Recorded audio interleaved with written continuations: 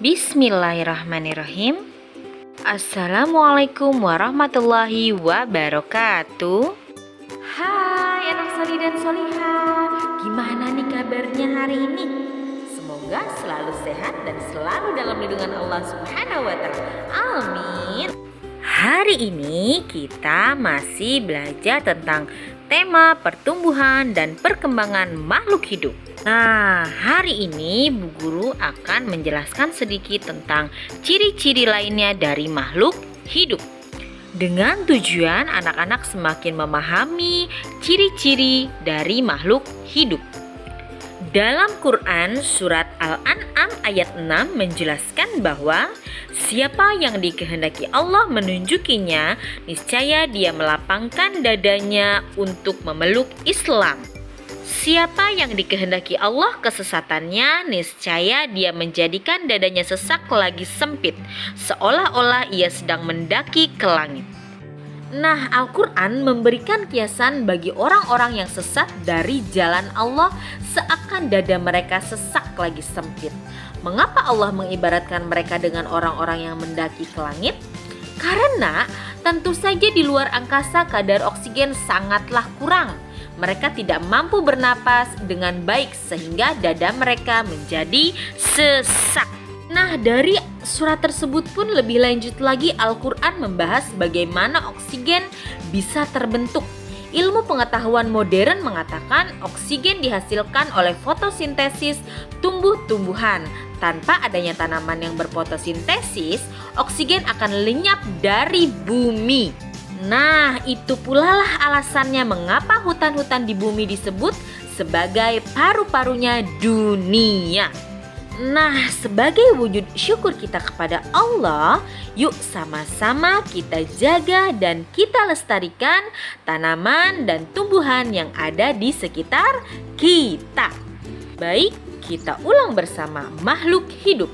Makhluk hidup adalah suatu organisme yang dapat mempertahankan dirinya dari berbagai bentuk perubahan lingkungan dan dapat berkembang biak untuk melestarikan jenisnya. Tentunya anak-anak masih ingat dong, makhluk hidup ciptaan Allah terdiri dari manusia, hewan, dan tumbuhan.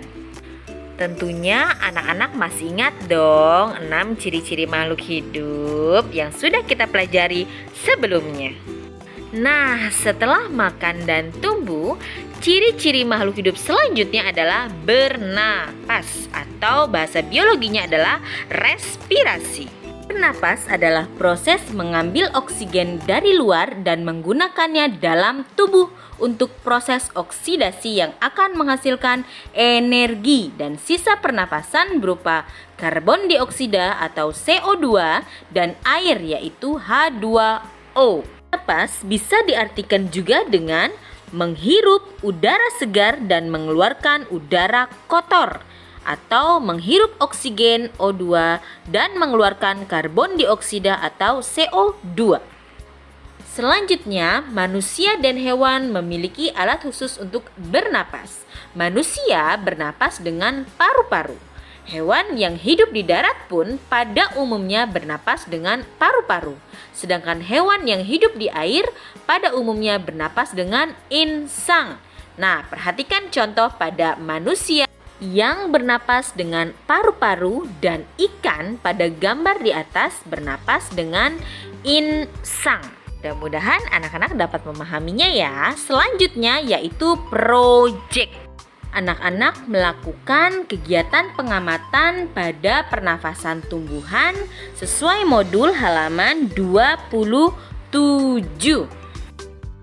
Seperti contoh ini ya, bungkus beberapa daun yang masih berada di ranting pada suatu tumbuhan menggunakan kantong plastik. Biarkan beberapa hari, amati keadaan kantong plastik di bagian dalam. Lalu anak-anak foto dan tempel pada kertas HVS ya. Jangan lupa berikan keterangan dari hasil pengamatan yang kamu lakukan. Jangan lupa kirimnya ke Google Classroom. Semangat ya anak soli dan solihah.